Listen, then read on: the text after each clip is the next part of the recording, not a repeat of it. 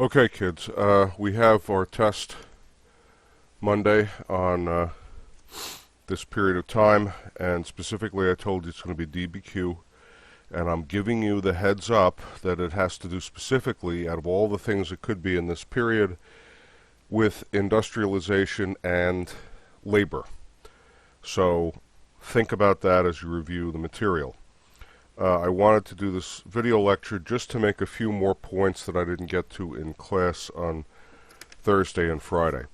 First of all, the fellow that you're looking at there, and I'm just going to throw some pictures up to go with this lecture. There's not a lot of, there's a lot of illustrations from this period, but they don't actually show the events. How do you depict a labor negotiation, So I'll just be showing some pictures that are vaguely relevant.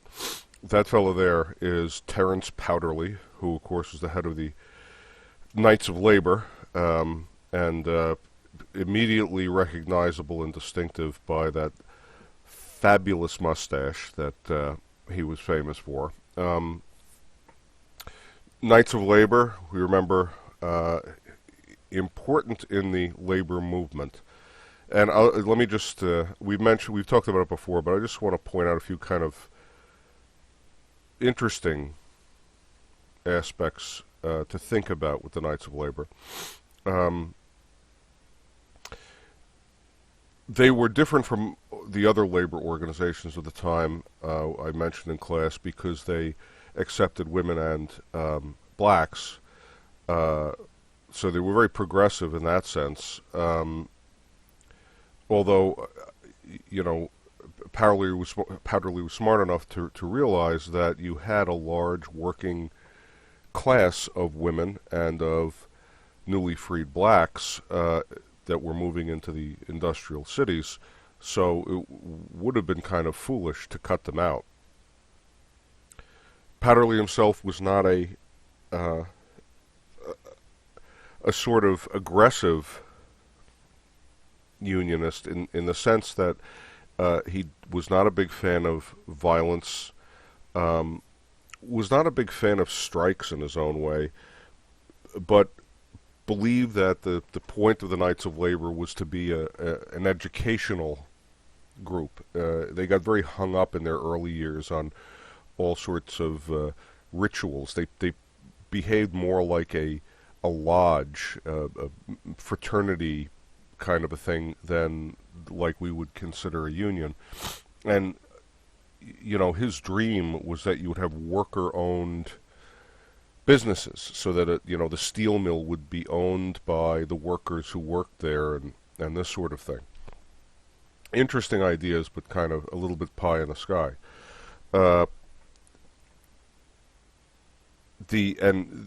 Knights of Labor also, this is a very subtle point that bears a lot more discussion and analysis, but one of the things that happened to the labor movement in the late 1800s was that the labor movement was split up very much among itself. A labor movement, a labor union works because of solidarity. Everybody all together. If the owners of the factories and the owners of the industry have all the power of hiring and firing, the only way a union works is if everybody, every worker and theoretically every potential worker is a member. So if you have fights among labor unions or within a labor union, it really saps the power. And one of the problems of the period was that labor was changing. As we said before, you take a factory, just for instance, right? A factory manufactures stuff using a lot of machines. Well, if you have a kind of craftsmanship attitude, the way the factory is run, then you have skilled machinists, skilled craftsmen, who know how to make the material involved and who use their skill to do it.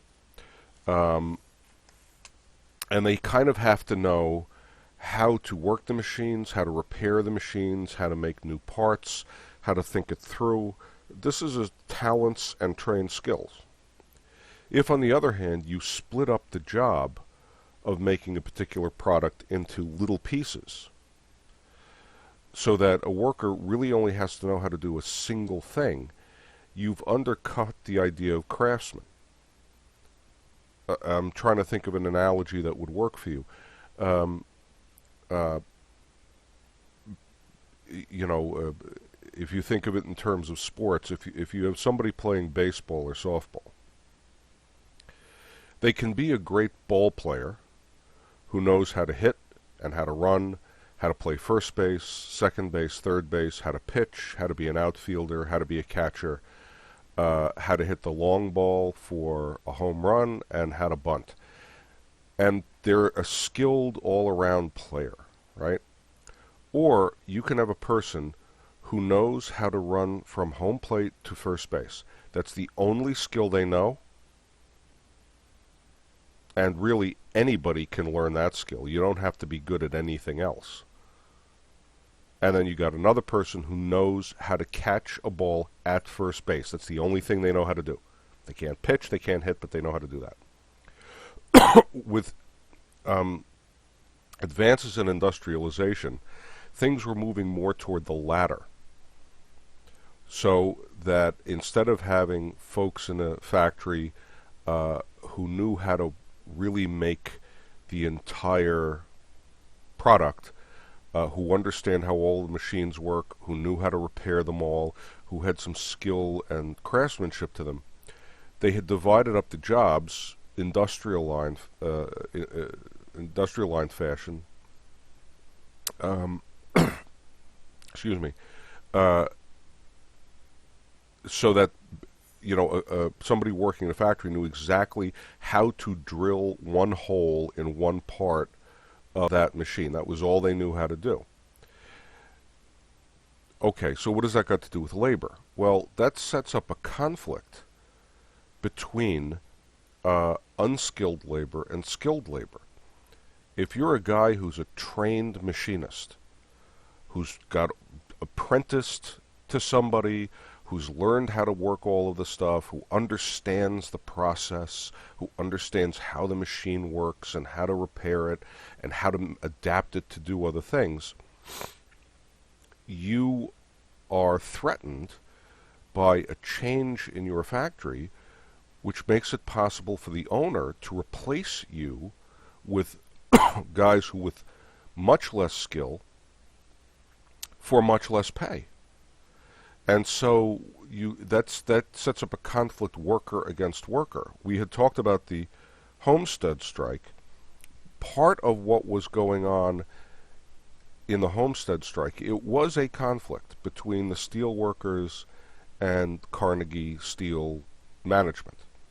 But there were also, undercurrents of conflict over the fact that skilled steel makers, guys who really understood the whole process, were being replaced by completely unskilled workers who only knew how to, pour the molten steel into this particular mold or whatever their specific job was.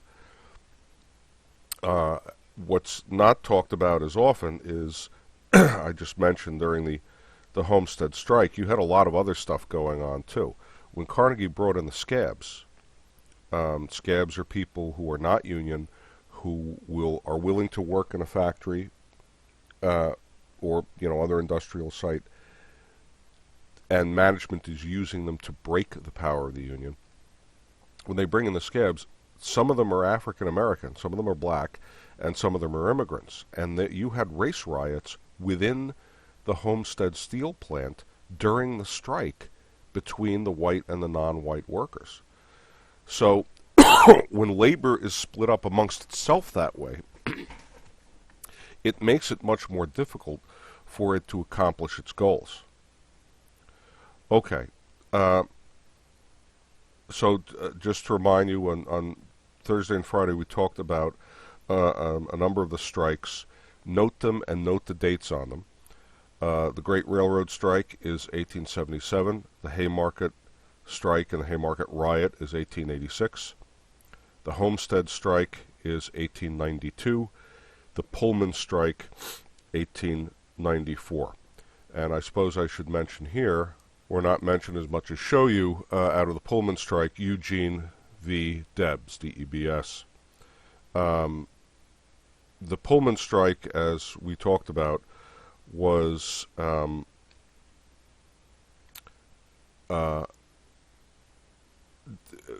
started as a strike of the Pullman porters, who were almost all black, and they worked for the Pullman Company, which, as I explained to you, the Pullman Company owned railroad cars. It didn't own railroads, it owned railroad cars. The cars were all passenger-oriented. So you had a car with seats for passengers. At night, you could convert the seats into a sleeping car.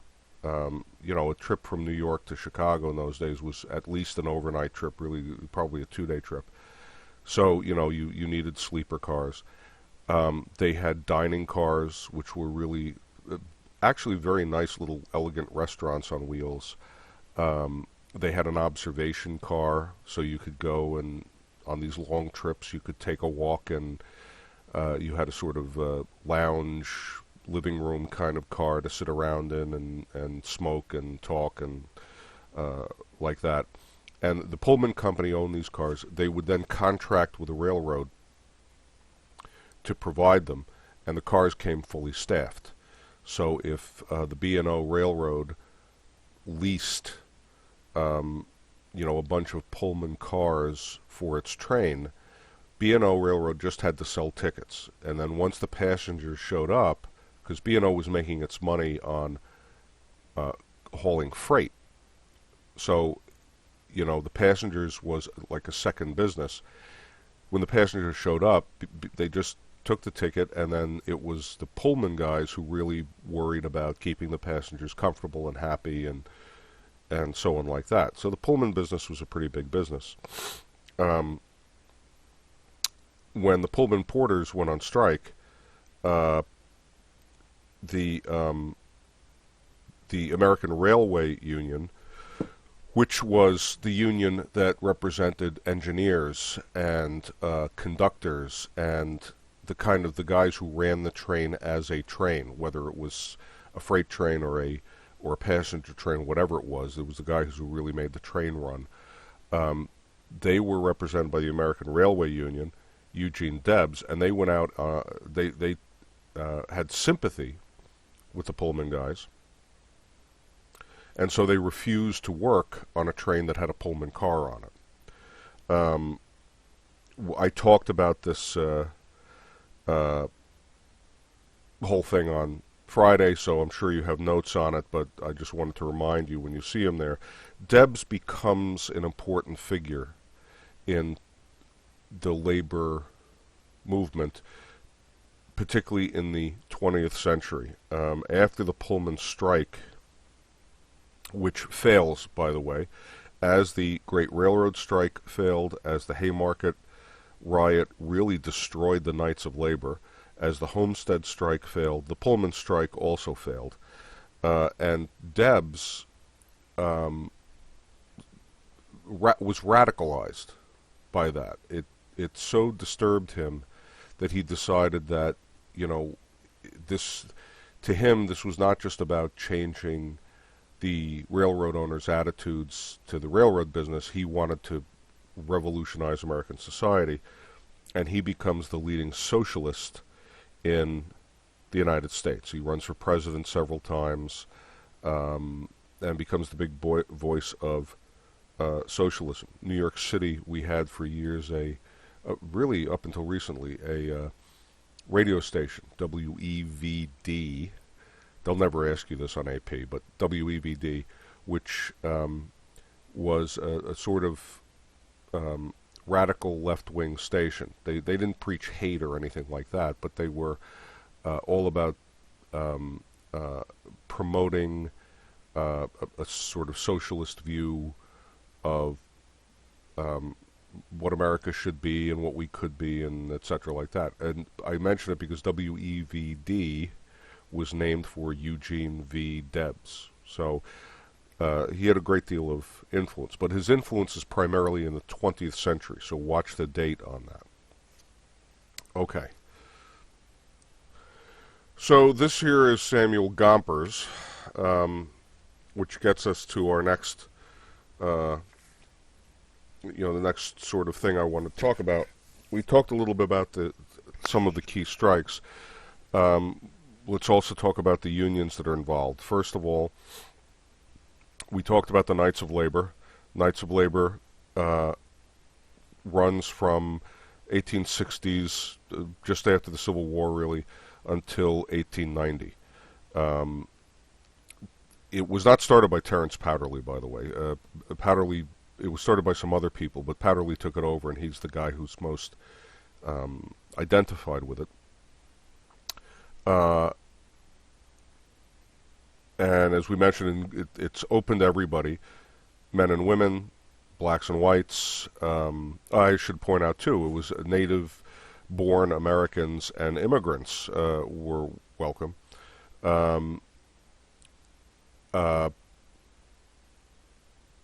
was a certain moralism, by the way, to the Knights of Labor. They wouldn't accept liquor dealers, gamblers, or prostitutes in their ranks, which,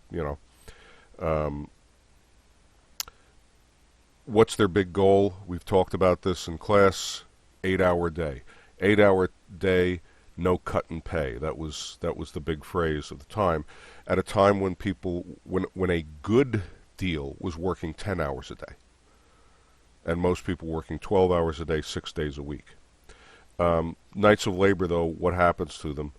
The Haymarket Riot.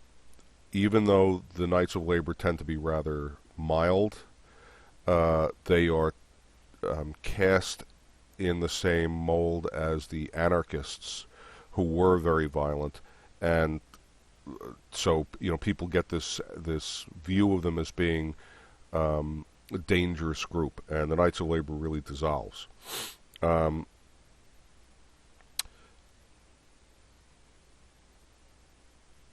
Okay, we have talked also. Well, let's talk about Samuel Gompers. Gompers is the founder of the American Federation of Labor. A group, this is the one group that survives the period we're talking about. Knights of Labor disappear. We had mentioned, and you've read in previous chapters, the Molly Maguires. They were a very specific group. They disappear. The AFL, though, American Federation of Labor, not only survives the period, but exists right down to our own day. And the AFL was a, if you will, union of unions. You had a whole bunch of individual unions that gathered together to form the AFL to create a kind of united front. Gompers founded the AFL in 1886. The AFL was primarily skilled unions. It was crafts unions. So it wasn't just sort of generalized unskilled laborers. It was mostly people who had some kind of particular training. That doesn't mean that they had to be rocket scientists or something. It was, included in the AFL were things like the cigar makers, which you may not think of as like the greatest technical skill in the world, but it is something that you train for and you apprenticed for. So the Gompers, who believed in capitalism, he was not a socialist, wanted, had kind of simple demands, wanted better wages, shorter hours, and better working conditions for the workers. The AFL engaged in a lot of bargaining and turned to strikes only as a last resort. Um, the AFL in part was able to survive because it did include primarily skilled workers. So it was less radical. It had more of an appeal to skilled workers.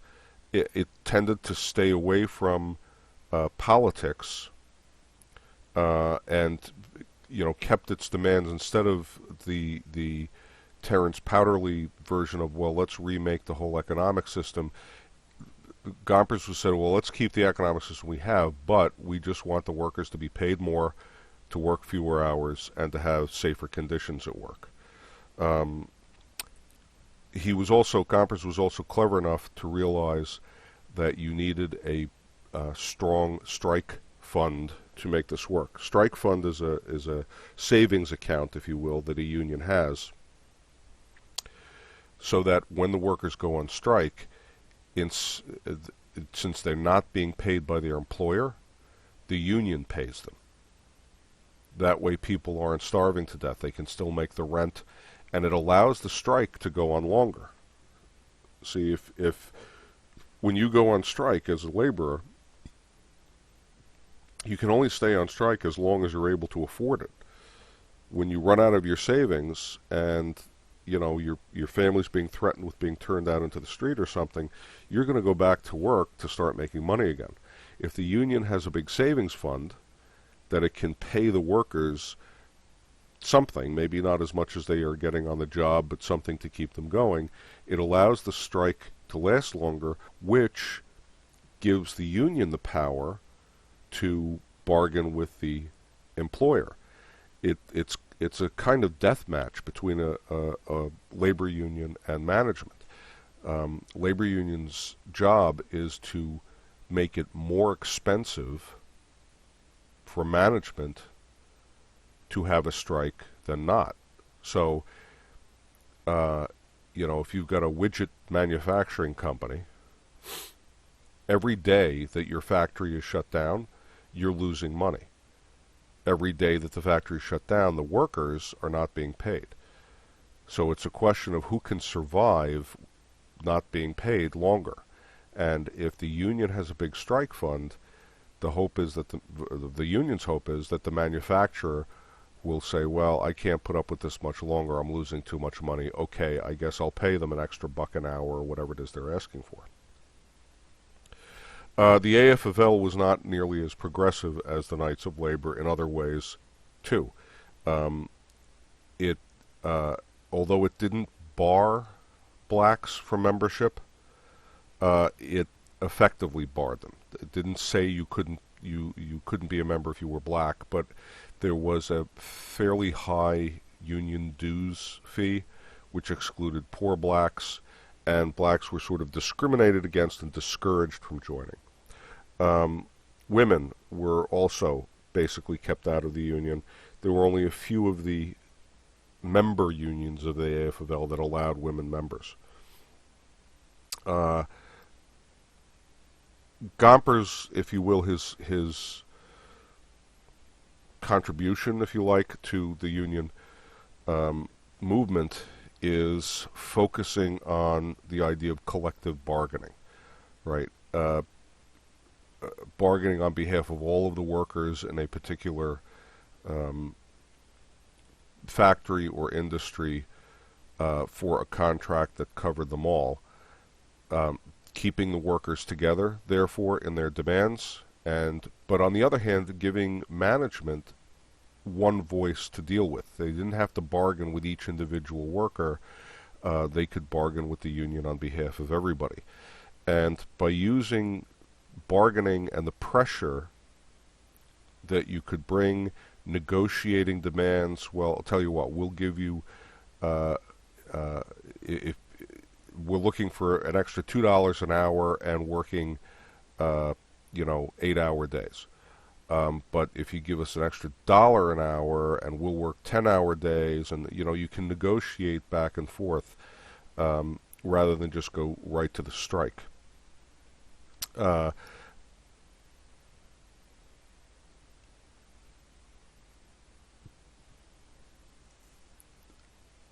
And so, Gompers was there to protect his members, but not to remake the American economy, and the um, kind of saw laborers as participating in the market economy. They had a skill to sell, and the employers had employment to bargain with, and so just as if you're going to go buy a car, you negotiate over the price of the car, so unions could negotiate over the price and conditions of their work. All right, so let me summarize a few points to keep in mind. Important moment for this labor union thing is the Panic and Depression of 1873 and 1893. The Panic and Depression of 1873 caused management to slash wages, which set in motion a number, really kind of boosted the labor union movement and set in motion a lot of the events we talked about. For instance, the Great Railroad Strike, which then led to other things. The Panic Depression of 1893 really harmed the labor movement. A lot of the unions did not survive those events. And when you're looking at what good the labor movement had done for workers, on a practical level, how much did it achieve what it was trying to? You look at the number of hours worked by workers and the working conditions and the wages, there was not a lot of change between, say, the post-Civil War, just after the Civil War, and, say, around 1900. I'm summarizing here as we go. The Great Railroad Strike we talked about was really the first mass strike in the United States. The newspapers took the side of management. But a lot of people, the newspapers took the side of management, but a lot of people were very sympathetic. Military was used there, the state militia, and then federal troops were used. We talked all about that.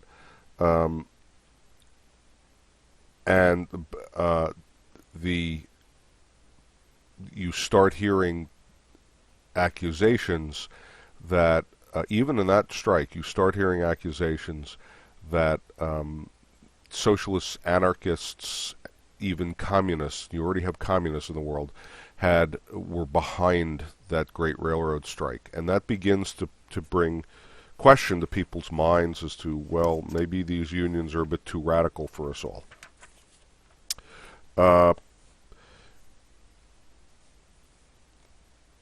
Notice that notice the date on that, 1877.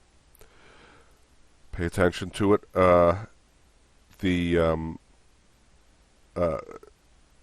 Notice that the newspapers in general, and even progressive types in the newspapers, Thomas Nast, as I mentioned, was not a fan of the labor movements, feared them, saw them as trying to disrupt American society rather than just fight for their workers.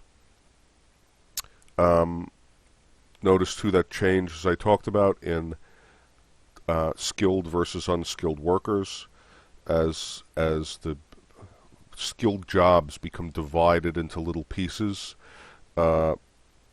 skilled workers become less important, less valuable in their own way, and it kind of sets up a conflict between skilled workers and unskilled workers.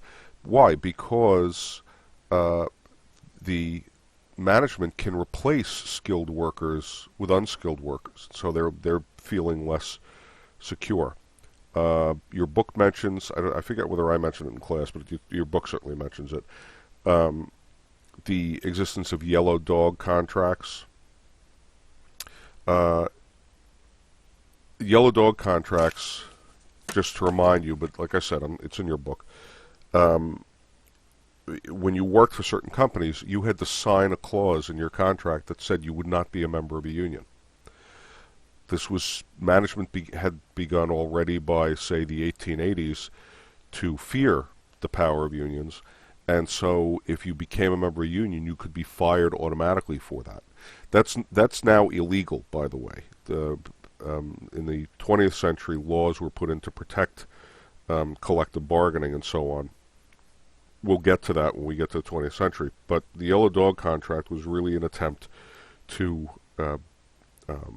give management the opportunity to fire anybody who was trying to organize a union.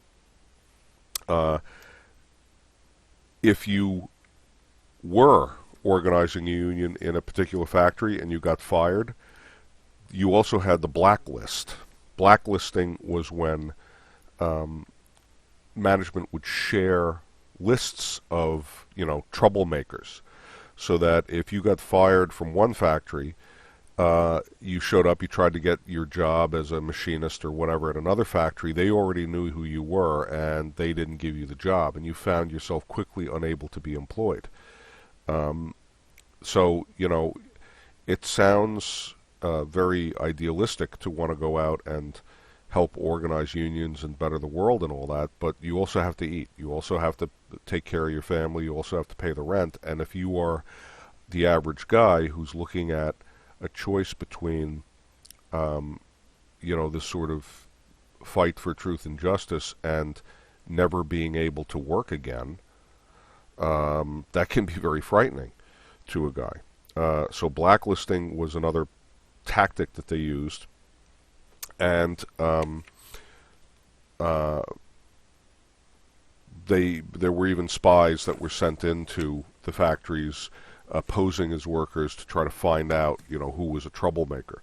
Often the Pinkerton Agency was involved in this. The Pinkertons really made their reputation and money by being a private army, private police force, private spy unit for a lot of the big business guys. Okay. What else did I want to mention here? Don't forget the Haymarket Riot.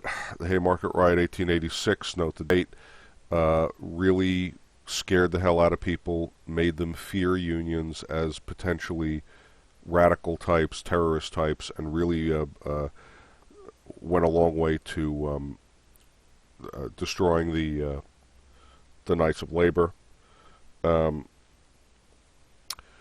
The Homestead Strike, notice 1892, again, watch the date. This was another Pinkerton operation. The Homestead Strike also failed, and it comes right before the this also, obviously, the Homestead Strike also scares the hell out of people, although it also sours some folks on, Carnegie. He doesn't seem quite the humanitarian anymore. And it was a violent event. You had a bunch of people who were killed.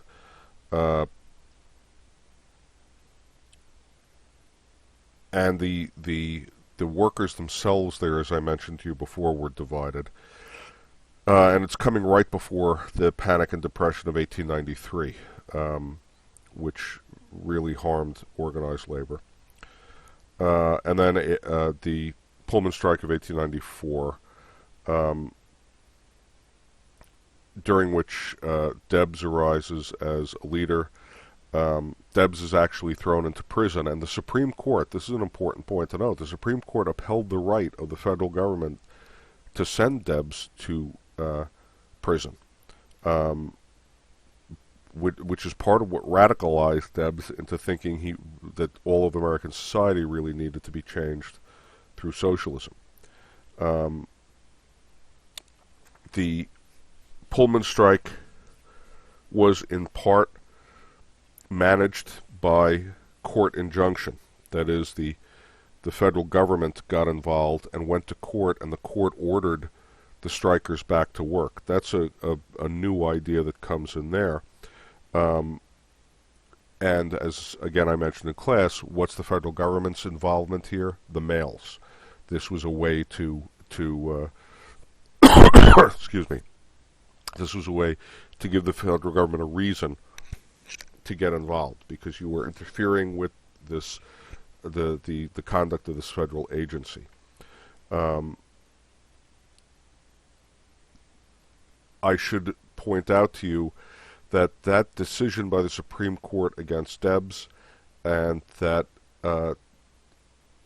decision to uphold the right of the federal government to get a court injunction, that's a court order, to break the strike, that's also representative of something that we didn't really talk much about in class, but you should be aware of, which is that not only were the newspapers very much on the side of management, not only was a fair segment of the American population, not everybody, but an important segment, not only were they afraid of unions as revolutionary, but the federal court system tended to be very pro-management and very anti-union.